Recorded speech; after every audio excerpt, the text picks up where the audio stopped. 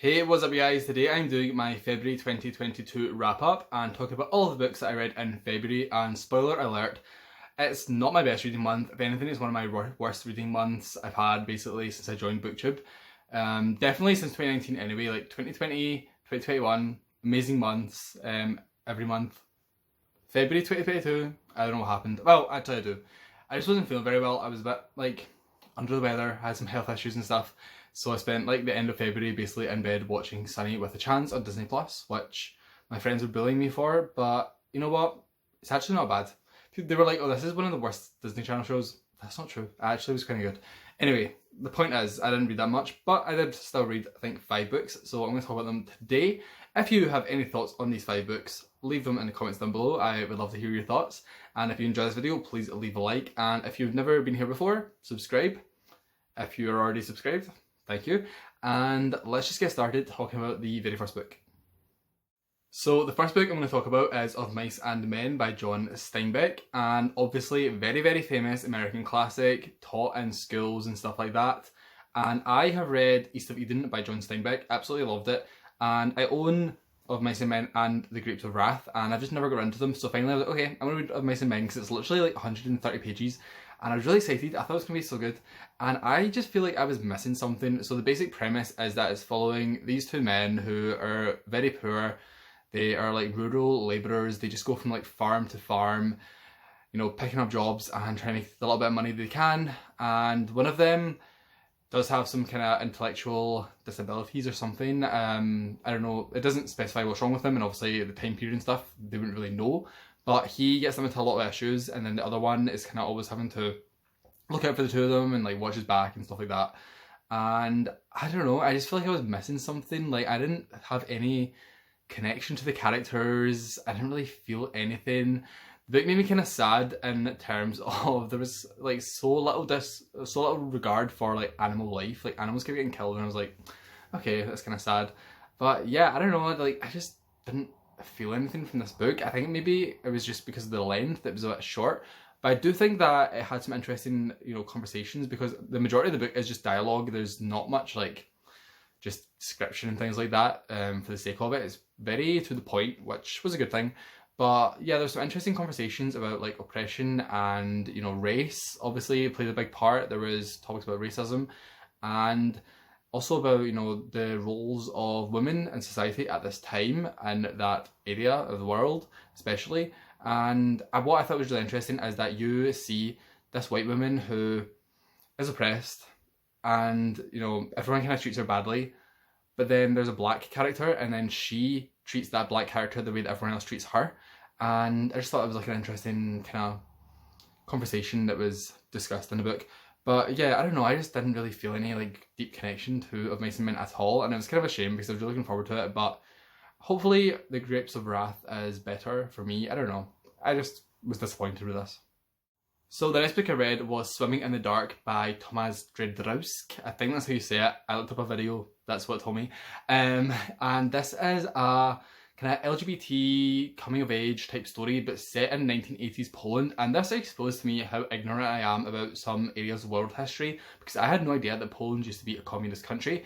So I went down a little bit of a research rabbit hole after reading this book, just reading about like, you know, Europe and Poland at that time. And I just think it's fascinating how, you know, world history is just so rich, so deep. It's impossible to know everything. And yeah, I just was really impressed with this book.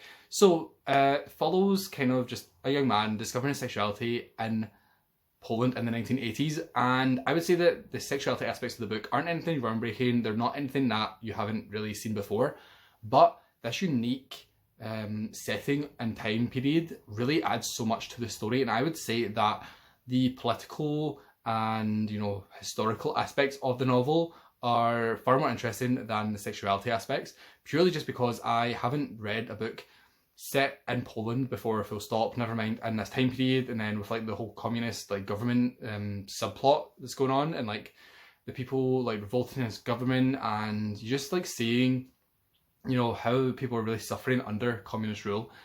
And I just thought like it was so well written. This is a debut novel, and the author is so talented. Like I cannot wait to see what else he writes, and I would definitely read anything else he writes. But yeah, the writing was just really good. It flowed so nicely. There was some really nice quotes and stuff like that.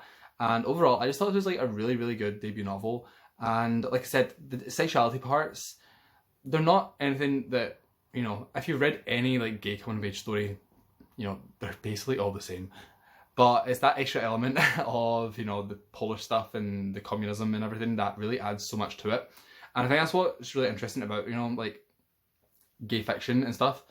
Well, I guess it actually refers to like every genre. Like, you know, things are going to be similar a lot of the time. You know, like romance books, they're basically following the same plot structure, but it's the little extra elements that authors can add that just, you know, makes them so unique and different and stand out.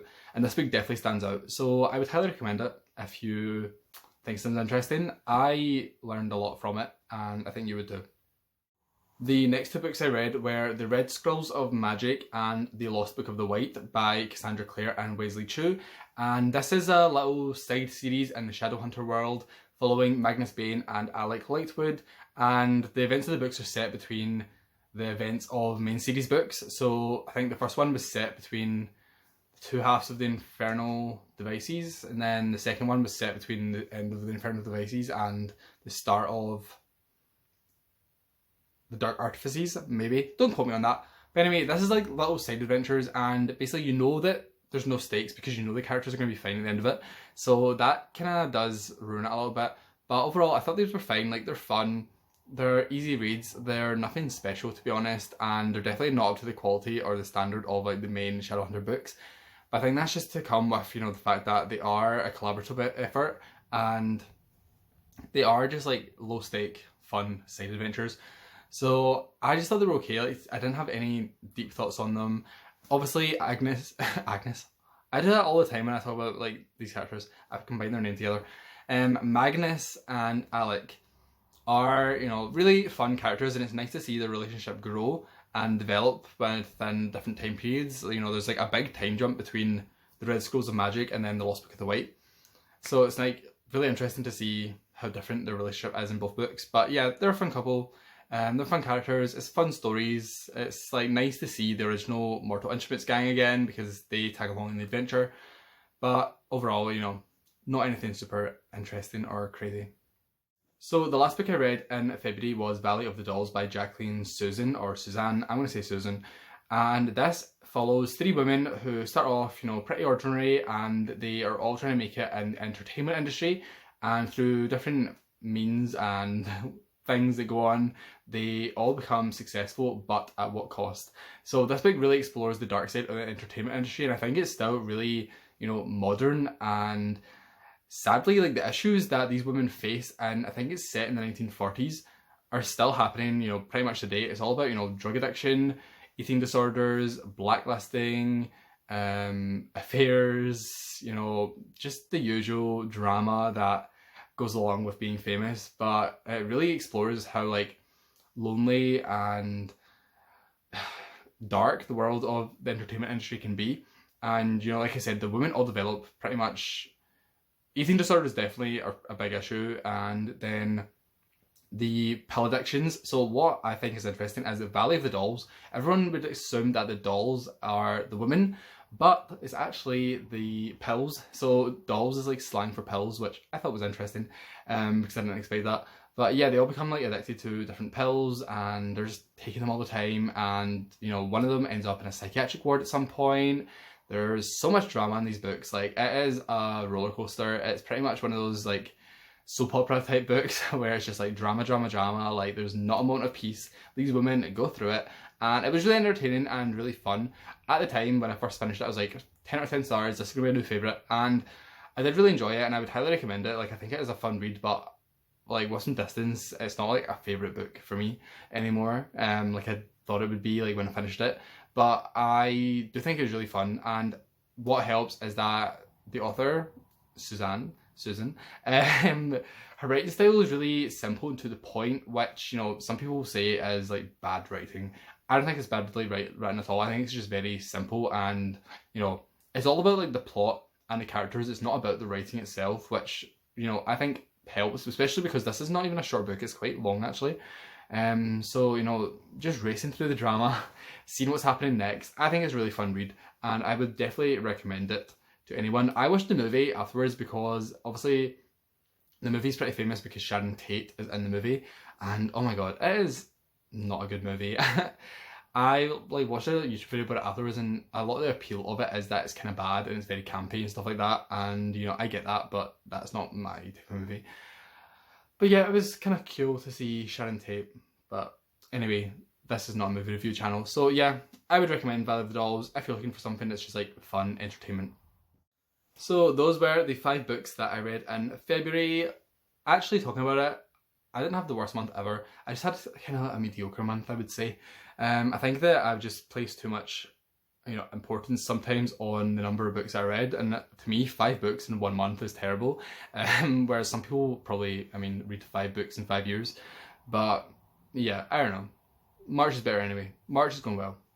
I'm excited for my March wrap up. If I get these books finished, I am reading some big books right now. Like, I am reading currently like 5 books at the same time. One of them is a Sylvia Plath biography, which is 1,200 pages-ish almost, but it's actually, or like 1,100, but the actual book itself is only 900 pages because there's like 200 pages of references, so that doesn't count. And I'm also reading this Aliens Essential Comics, which I am not, like, if you've been subscribed to me, when have I ever read comics? Literally never. But I saw it in a charity shop a while ago, and it's just been sitting there, and I was like, you know what? I'm going to give it a read, and it's kind of interesting. Not something that's going to be like a regular thing for me, but anyway, just thought I'd give you a little update, tell you what I'm reading right now, if you care. Yeah, I'm going to go now. So thank you for watching. If you enjoyed this video, please leave a like, please subscribe, and I will see you in the next video.